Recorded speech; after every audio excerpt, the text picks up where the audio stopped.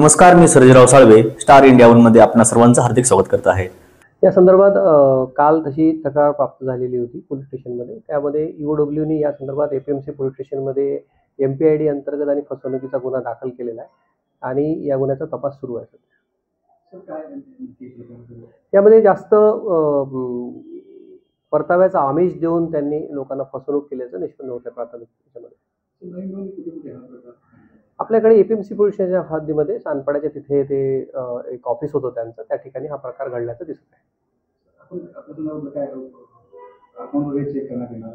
सर्व त्याचं जे तपास आहे तो ईओडब्ल्यूकडे वर्ग करण्यासाठी आम्ही विनंती केलेली आहे आणि त्याचबरोबर या सगळ्या गुन्ह्याचा तपास मध्ये जे काय त्यांचे बँक अकाउंट्स आहे आणि इतर सगळी मालमत्ता या संदर्भातली माहिती घेऊन त्या तपास करण्यात येणार आहे। लोकांना आपण काय आव्हान करू की अशा पद्धतीने फसवणूक होते, अशा प्रकारची त्यांची फसवणूक झाली असेल त्यांनी तात्काळ पोलीस स्टेशनशी संपर्क साधावा आणि अशा प्रकारच्या कुठल्याही गैरवाजवी परताव्याचं जर का आमिष कोणती कंपनी दाखवत असेल तर अशा कंपन्यांमध्ये एकतर गुंतवणूकदारांनी ते गुंतवणूक करू नये आणि अशा प्रकारचं असेल तर तात्काळ पोलिसांशी संपर्क साधावा।